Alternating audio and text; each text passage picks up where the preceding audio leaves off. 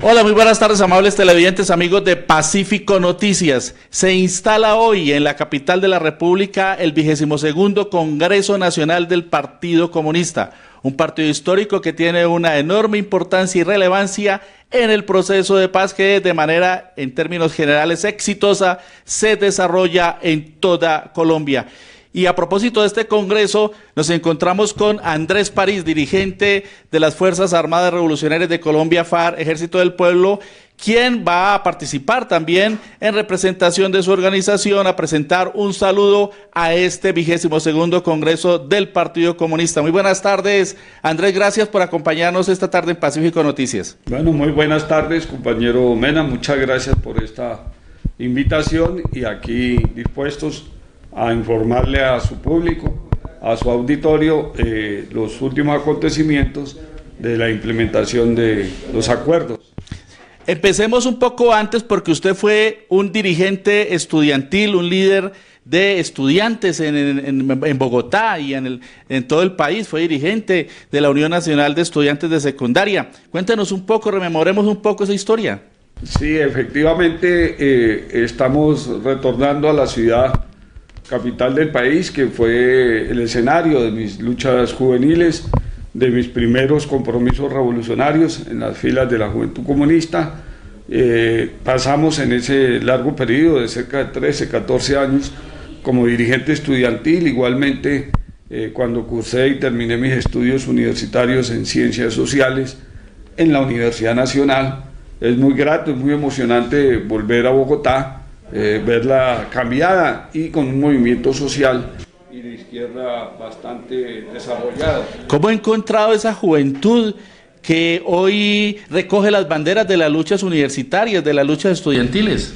Bueno, se agitan nuevas formas, se agitan nuevas consignas, se une de todas maneras por un lazo histórico el pasado de ese movimiento estudiantil y la combatividad de los jóvenes estudiantes del día de hoy, que antes nos acompañaron en esta empresa del desarrollo de la lucha armada y hoy están cerrando filas en defensa del proceso de paz y la solución política que por fin hemos alcanzado con los acuerdos de La Habana. ¿Cómo llega Andrés París a la lucha armada después de estar en la legalidad, en la lucha de masas, organizando a los estudiantes de la capital de la República? Pues precisamente porque esa misma actividad y el ser portador de ideas revolucionarias y ser de una familia también de revolucionarios, pues concentró la violencia y la represión contra mi familia y contra mi organización juvenil comunista. Eran los años de la década del 80, cuando despegaba la Unión Patriótica como esfuerzo y búsqueda también ya en esa década de la solución política. Pero vimos como la burguesía, la oligarquía, la teoría de la seguridad nacional orientó desplegar el exterminio de la Unión Patriótica. Yo soy del equipo de dirección de la Juventud Comunista de cuadros, por ejemplo, como Bernardo Jaramillo, Leonardo Posada, que creyeron asesinados, ¿no? Asesinados, claro, por el régimen. Paramilitarismo ellos creyeron siempre, permanentemente, en las vías legales, en las vías democráticas. Nosotros les dijimos: incorpórense a la lucha armada por la defensa de sus ideales, por creer en esa vía democrática.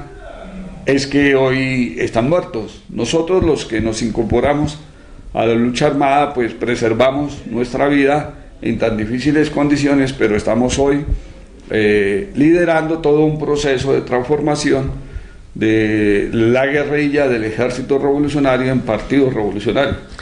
Precisamente otro de los cuadros de la dirigencia estudiantil de la época fue José Antequera, también vilmente asesinado. Correcto, José Antequera era el secretario general de la Juventud Comunista, yo era del Secretariado Nacional de la JUCO, junto con Lozano y Edgar Salas, cuando tomé la decisión de incorporarme a la lucha guerrillera en las FARC. Una etapa de muchos líderes estudiantiles sacrificados, otros también caídos en las luchas que se dieron posteriormente en diferentes escenarios. En Cali también puso una alta cuota, y el Valle del Cauca, el departamento del Cauca, la región donde tiene su ejercicio periodístico Pacífico Noticias. ¿Y cómo ve usted, Andrés París, la perspectiva de la nueva Colombia por la que se propone luchar en la implementación de los acuerdos las FARC?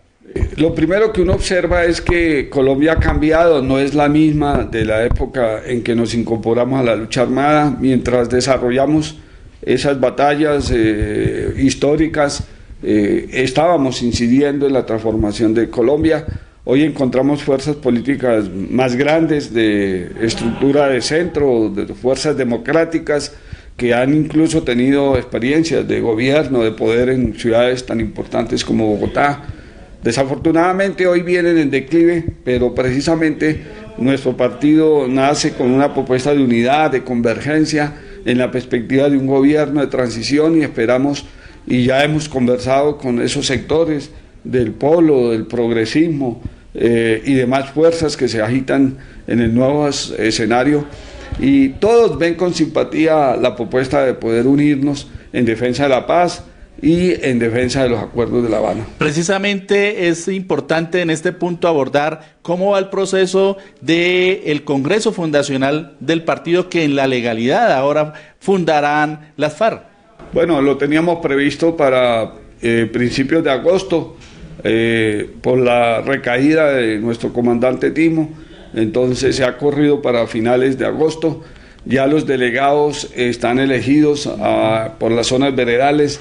Igualmente las tesis ya conocidas como de abril han sido discutidas, y faltan los últimos toques del desarrollo del Congreso, que con seguridad lo vamos a hacer en vísperas también de la visita del Papa, al cual también presentaremos iniciativas y propuestas para que se pronuncie e incida a este sector de la sociedad colombiana, los cristianos, los católicos, en defensa del proceso de paz. ¿Cómo se podrán nuclear todas esas fuerzas que existen tan dispersas en la izquierda y en sectores democráticos en Colombia a partir de la propuesta que está formulando de un gobierno de transición, las FARC? Bueno, en el marco del 6º Congreso de la Unión Patriótica presenciamos unos discursos bastante avanzados, comprometidos con la convergencia unitaria por parte de Clara López, por parte de Petro, por parte de Piedad,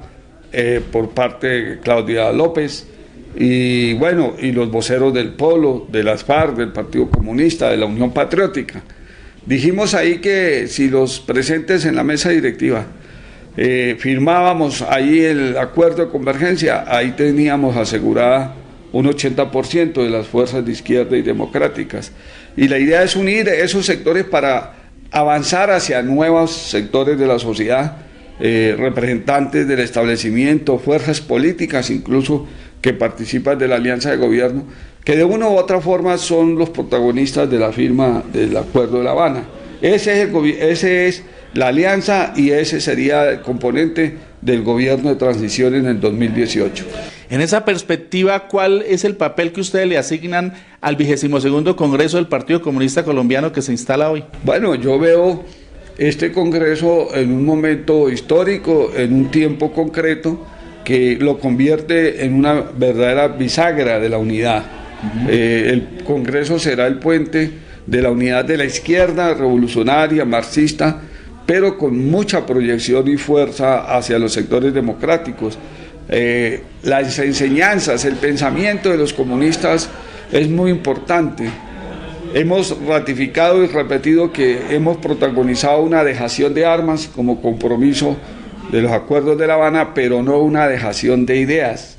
Por eso hay que persistir en el ideario revolucionario, comunista, destacando 3 palabras en este momento actual. Es necesario avanzar en la resistencia, en la persistencia, pero también en la renovación.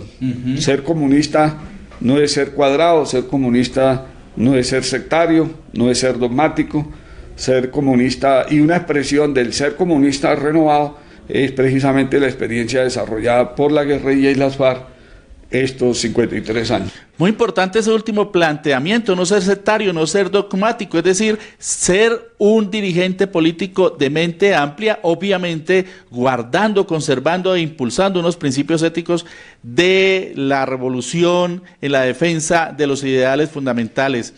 En ese sentido, lo que se plantea es un nuevo partido muy amplio, democrático. ¿Cuál es el perfil? Sí, la estructura del partido en cierta forma va a retar la visión leninista organizativa.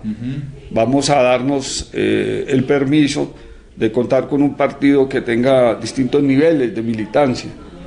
Los comunistas y los no comunistas, pero que han acompañado a lo largo de toda esta historia a las FARC. Dentro de este bloque no comunista hay muchos sectores religiosos.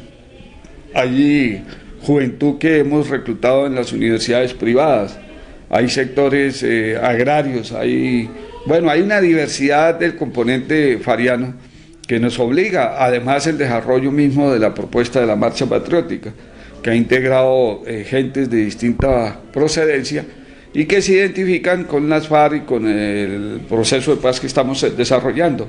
Entonces, por eso vamos a desarrollar una forma novedosa en la estructuración del partido, teniendo como, de todas maneras, como brújula, la búsqueda de la construcción de una sola propuesta revolucionaria, comunista hacia el futuro. Será un proceso para llegar allá. Sí. Sería un partido que llama a la confluencia de múltiples fuerzas, por ejemplo, de Marcha Patriótica, Unión Patriótica, el Partido Comunista, otras fuerzas de izquierda y democráticas. Una gran alianza patriótica. Sería en un primer momento una propuesta partidaria, y como todo partido tiene una estructura cerrada en lo ideológico y en lo orgánico, con la flexibilidad que le estaba explicando antes, pero este partido lanzará una propuesta de convergencia para todas las frentes políticos y partidos que hoy se identifican con el proceso de paz y han expresado voluntad de acompañarnos. Pero no nos quedaríamos en los sectores democráticos, sino, como ya le advertía en respuesta anterior, vamos también hacia la alianza con sectores de los partidos de la alianza de gobierno que también facilitaron los acuerdos de La Habana y que han expresado, como en el caso concreto del sector que representa Humberto de la Calle, el interés de avanzar hacia una propuesta electoral hacia el 2018. Entonces saludamos todas las candidaturas que están en marcha de los sectores democráticos y de izquierda y que han defendido el proceso de paz. ¿Y definiría ese Congreso Fundacional un candidato o entraría en una baraja? Seguramente continuaremos y dispararemos con más fuerza las conversaciones hacia la convergencia. Aceleraremos para concretar y firmar ya la convergencia, pero seguimos en la idea de apoyar cualquiera de todos los candidatos existentes, o que pueda aparecer uno de los sectores sociales, de los movimientos sociales que arrastre, pues no tenemos la decisión de un candidato propio para facilitar precisamente lo que te estoy diciendo, la gran convergencia. ¿Qué nuclee esa gran convergencia, la defensa del proceso de paz y de todo lo logrado? Exactamente, no estamos con doctrinarismos, no estamos con extremismos izquierdistas, no vemos una alianza ni un gobierno para el socialismo, lo queremos para la transición democrática y hacia la paz y la justicia social. La apertura por la que se ha luchado durante toda la historia, a lo largo de los últimos decenios en nuestro país. Pasando a otro plano, ¿cómo va la implementación del acuerdo? ¿Cómo se están enfrentando tantas dificultades que han venido ocurriendo? Sí, yo creo que es muy importante decir que el proceso de implementación, que es transformar las 300 páginas del acuerdo en decretos y leyes, se ha transformado en una verdadera batalla. Yo creo que esto es muy importante que lo resumamos y lo sinteticemos los guerrilleros de las FARC para el país. La reincorporación debería ser el terreno de la reconciliación. La implementación debería ser el terreno en que los abracemos todos los colombianos. Pero por lo que se ve, hay sectores en el gobierno y seguro del mismo Santos que tiene una política de doble carril, a la vez que facilita los acuerdos, también le facilita las posibilidades a los sectores que sabotean el acuerdo. Entonces, tenemos que salir de esa idea religiosa, de cantos gregorianos, de palomas blancas, que emergerían, nacerían, volarían después del acuerdo de paz. Hay que ser más objetivo, más realista. Firmamos el acuerdo no en Suiza, sino en Colombia. Esta burguesía es muy reaccionaria. Entonces, por eso los incumplimientos de hoy son una estrategia para debilitar, no las FARC, que ya se transformó, que ya hoy somos una organización mutante hacia un partido en movimiento. Entonces, lo que hay realmente es una estrategia para debilitar la propuesta política que nacerá a finales de agosto. Es para que ese partido nazca sin herramientas, sin banderas, sin consignas, sin recursos, sin apoyos. Pero bueno, estamos notificados. Eso lo cobraremos en la lucha política del gobierno. Los incumplimientos de hoy son las rebeldías del mañana. Usted denunció en el 6º Congreso de la Unión Patriótica recientemente realizado aquí en Bogotá que hay sectores del empresariado de la burguesía colombiana que están buscando la manera de asesinar a algún miembro del secretariado de las FARC. Amplíenos por favor esa denuncia. Sí, a la dirección de las FARC llegó la información que 3 empresarios antioqueños pidieron a un famoso paramilitar que está en proceso de negociación y narcotraficante recibir $1 millón para el asesinato de un dirigente del secretariado del Estado Mayor Central. Nosotros procedimos a mostrar las pruebas, a entregarle al gobierno la denuncia tan contundente de esos planes. Pero también se sigue observando el desarrollo del asesinato de dirigentes políticos en las zonas de las jurisdicciones electorales especiales. Desde la firma del acuerdo al día de hoy han asesinado a más de 120 y el perfil de los asesinados es jóvenes que pudieran proyectarse en esas áreas como líderes y aspirantes al Congreso de la República por esas jurisdicciones. Que son áreas de influencia de las FARC. Que son áreas de influencia de las FARC y que es un área que se creó al amparo de los acuerdos de La Habana. Entonces ya los escuadrones de la muerte paramilitares empezaron su campaña electoral de sangre y muerte. Una situación que preocupa por las implicaciones que tiene hacia el futuro, porque se espera que en estas zonas precisamente se puedan elegir voceros populares que lleguen a llevar al Congreso de la República una nueva visión de la sociedad. Finalmente, Andrés París, ¿cuál es el mensaje para los colombianos que todavía no han entrado en la onda de la paz y siguen comiéndole cuento a los que quieren la guerra, a los enemigos de la paz?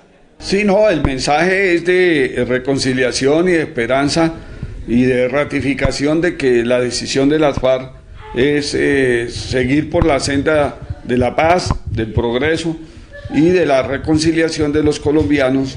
Esto no tiene vuelta atrás, nos desplegaremos en gran ofensiva política, será la lucha de masas, será la marcha de millones, los que amarren y aplasten los planes guerreristas que hoy en día está claro están exclusivamente en la derecha colombiana, en la ultraderecha fascista.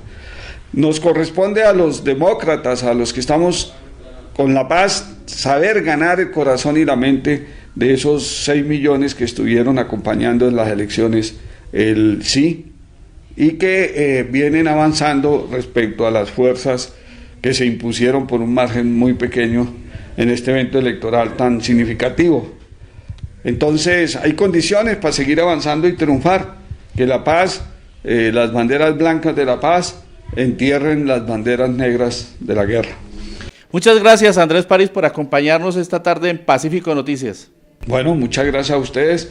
Un saludo al suroccidente del país. Algo muy importante ha dicho Andrés París en esta entrevista con Pacífico Noticias: los incumplimientos del gobierno en la actualidad serán la rebeldía del mañana.